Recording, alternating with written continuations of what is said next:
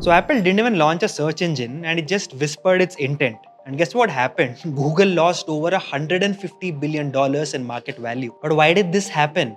Because Apple's actively planning to bring AI powered search to Safari and ditch Google as default. And obviously, this move threatens Google's single biggest revenue channel. And let's break it down why. So, every year, Google pays Apple up to $20 billion to be the default search engine on Safari, and that's 36% of Google's iPhone based ad revenue. And what happens to it now? Apple's antitrust battle is heating up, and that cozy deal with Google is mostly under fire. So definitely Apple needs a plan B and it's looking at an AI first plan. And in court, Apple's Eddie Q confirmed it that Safari searches have declined for the first time in 22 years. But why is it happening now? It's because AI is changing the way people use search. So Apple's actively evaluating OpenAI, Anthropic and Perplexity to power new AI-enabled search experiences. And this isn't just about better search results, right? It's about a privacy-first search platform, and you also have a deeper ecosystem control, and this allows turning Safari into Apple's next AI mode. Because think about it, you'll have an AI search that doesn't need ads, one that doesn't track you,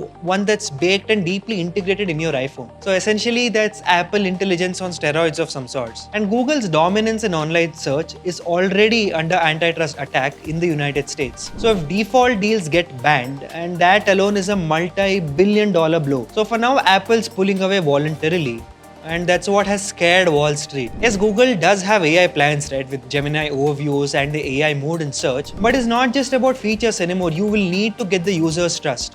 And on that front, Apple owns that brand. So if Apple controls AI search, it could keep ad revenue in-house and offer premium AI features, basically sell anonymized insights and not user data, essentially a whole new model. And it's one that could rival Google's without all the baggage involved. So this isn't just Safari getting a big update, it's about building the ultimate Apple fortress. So you have hardware, software, then you have search, then you have privacy, then comes AI, so everything is in sync.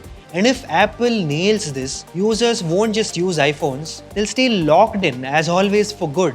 And a few years ago, this would have sounded unthinkable. But Apple's Safari shift wiped out $150 billion of Google's value overnight, and all without launching a single product. Because always in AI, it's not about who ships first, it's about who owns the future. And Apple just declared that it's coming for search. But here's the main question. With Apple intelligence baked into Safari search, is this the end of Google's dominance in any way? Or is it the start of a mental lock-in that's so deep that switching from Apple continues to become unthinkable? So let us know what you think in the comments below, and make the answers long because we'd like to read them all and discuss. For more stories just like this, like, follow and subscribe to AIM TV, because think AI, think AIM.